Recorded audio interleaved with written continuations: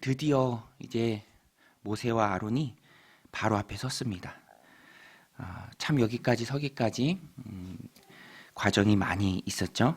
이제 하나님이 보내시고 모세가 순종하고 이스라엘 백성들에게 가고 또 그들의 지지를 받고 아론과 함께 당당하게 바로 앞에 섰습니다. 모세와 아론은 당당하게 바로에게 이스라엘 백성 보낼 것을 요구합니다. 그런데 당연히 바로는 그들의 요구를 듣자마자 거절합니다. 오늘 말씀 2절에 보면 바로가 이르되 여호와가 누구이기에 내가 그의 목소리를 듣고 이스라엘 자손을 보내겠느냐. 나는 여호와를 알지 못하니 이스라엘을 보내지 아니하리라. 여호와가 누구냐? 나는 모른다. 안 보내겠다. 라는 대답이 돌아옵니다. 모세와 아론은 물러서지 않고 요구합니다. 하나님의 명령이다. 이제 여호와를 히브리인의 하나님 이렇게 바꾸면서 바로가 이해할 수 있도록 설명을 합니다. 그리고 그 하나님이 우리에게 나타나셔서 말씀하셨다. 우리가 광야로 사흘기쯤 가서 우리 하나님 여호와께 제사를 드리도록 허락해달라. 온건한 태도로 좋게 말합니다. 혹시라도 우리가 제사를 드리지 못할 경우 전염병이나 칼이 임할지 모릅니다. 라고 말하면서 호소의 방식을 취하기도 합니다. 그러나 이번에도 여전히 바로는 거절을 하죠. 백성을 보내달라는 모세와 아론의 요청을 단칼에 거절해버리는 이런 바로의 모습을 보면서 우리가 깨닫는 것이 무엇입니까? 역시 사명을 이루는 일이 만만치 않다라는 것입니다. 이 악한 자도 악한 때에 악을 위해서 쓰임받기에 쉽게 물러서지 않습니다. 절대로 만만하지 않다라는 것입니다. 그러니까 하나님의 편에서 그 하나님의 일들을 감당하는 사람들은 이 마음에 각오를 해야 합니다. 바로처럼 만만치 않은 사람들입니다. 예수님께서도 제자들을 전도대로 편성해 보내시면서 너희들이 어디를 가거나 다 환영받지는 못할 것이다 라고 말씀해 주셨죠. 발에 먼지를 떨으면서 증거를 삼을 일도 있을 것이다. 배척을 당할 것이다 라고 말씀해 주셨습니다. 실제로 예수님조차도 배척받으신 일이 많이 있습니다. 그러니 그분의 제자된 사람들 오늘 우리 얼마나 더 하겠습니까? 공중권세 잡은 자 마귀는 자신의 노예로 있는 자들을 결코 빼앗기려고 하지 않습니다. 그래서 복음 들고 나아가서 마귀 아래에 있는 종로로 타는 사람들에게 복음을 전하고 그들을 하나님의 백성으로 만드는 일이 마귀 편에서는 있을 수 없는 일이죠. 결코 만만치 않다라는 것입니다. 나라 간의 소유권 분쟁이 그렇죠. 호의로 땅을 양보하거나 그런 일은 절대로 없죠. 악착같이 하나라도 더 얻으려고 나섭니다. 국가 간의 분쟁, 기업 간의 분쟁, 그런 것들을 보면은 이것은 영적인 일이죠. 절대로 마귀는 빼앗기지 않으려고 한다라는 것입니다. 오늘 바로의 모습을 보면서 우리가 그것을 잘 알 수 있습니다. 그러므로 이 땅을 살아가는 성도들 또 하나님의 일을 맡은 하나님의 백성들은 일단 믿음의 각오를 해야 합니다. 세상은 절대로 만만치 않다. 그것을 일찌감치 깨닫고 기도로 무장을 해야 합니다. 모든 견고한 진을 파할 수 있도록 영적으로 깨어 있어야 하고요. 또 기도로 무장을 해야 합니다. 이 바로가 상징하는 악한 마귀와 어둠의 권세는 절대로 허락하지 않다라는 것입니다. 오늘 이 말씀을 기억하고 더욱 기도로 무장하는 저 여러분들이 되시길 바랍니다. 바로는 정말 호락하지 않은 사람인데요.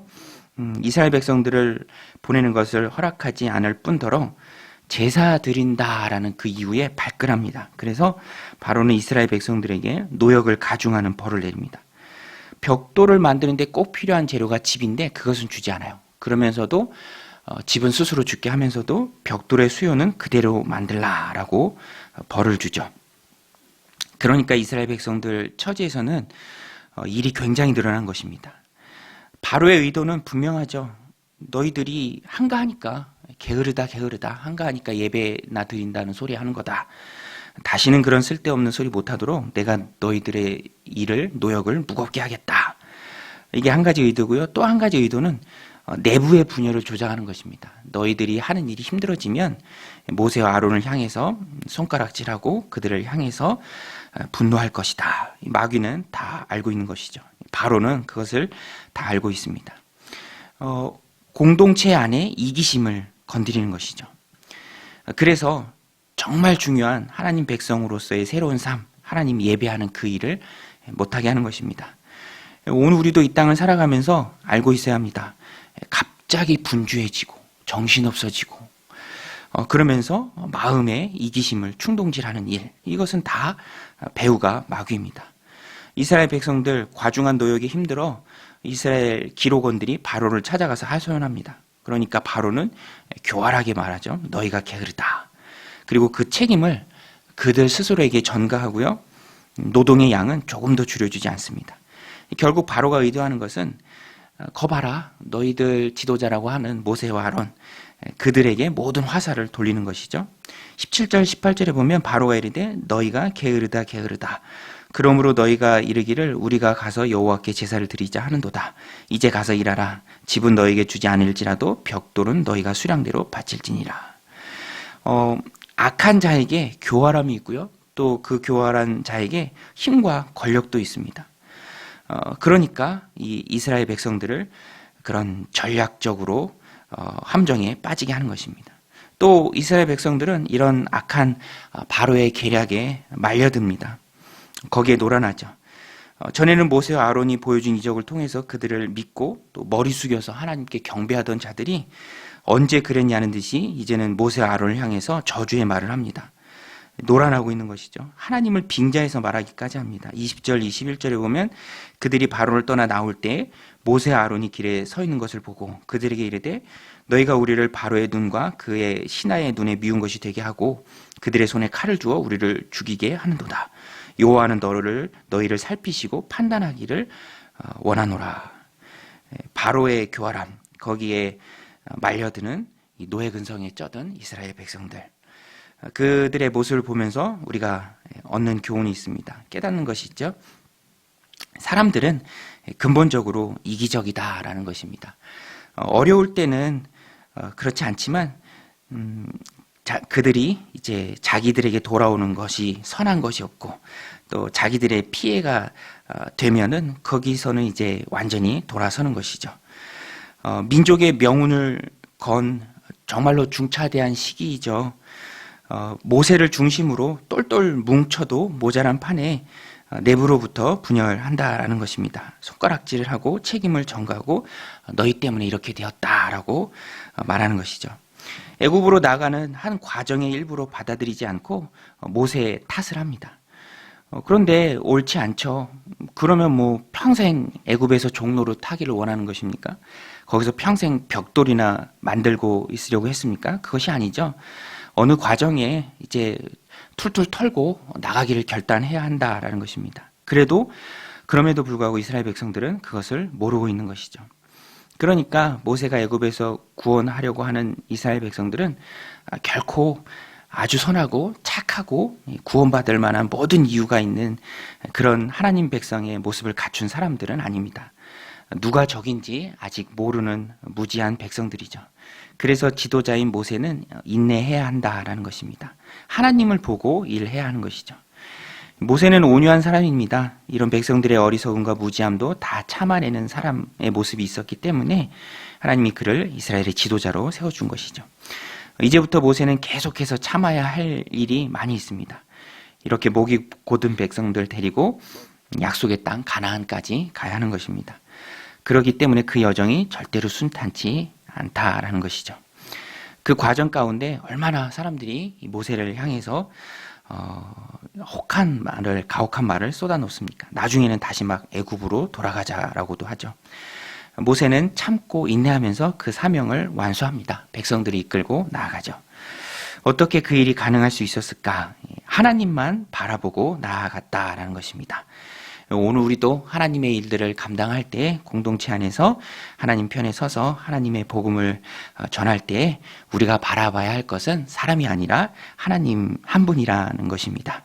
하나님 바라볼 때 우리가 믿음을 잃지 않고요. 하나님 바라볼 때 우리가 용기와 힘을 얻을 수 있습니다. 사람을 바라보면 오늘 이스라엘 백성들 보세요. 그 조금 힘들어졌다고 모세를 향해서 손가락질하고 탓하고 한숨만 나올 뿐이죠. 그러나 하나님을 바라보고 일할 때 하나님이 주시는 새 힘이 있다라는 것입니다. 그래서 예수님도 베드로에게 예수님의 양떼를 위임할 때 한 가지 확인하셨죠. 네가 나를 이 다른 많은 사람들보다 나를 더 사랑하느냐. 양을 목양할 때 중요한 것, 꼭 필요한 것은 주님을 사랑하는 마음이라는 것입니다. 목양은 주님을 사랑하는 마음으로 해 나가는 것이죠. 오늘 우리도 이 마음이 있어야 합니다. 예수 그리스도의 마음이 있어야 합니다. 그리고 주님을 사랑하는 마음이 커야 한다라는 것입니다. 그래야만 우리가 하나님이 우리에게 주신 목양의 많은 사람들, 우리가 그들을 품고 나아갈 수 있다라는 것입니다.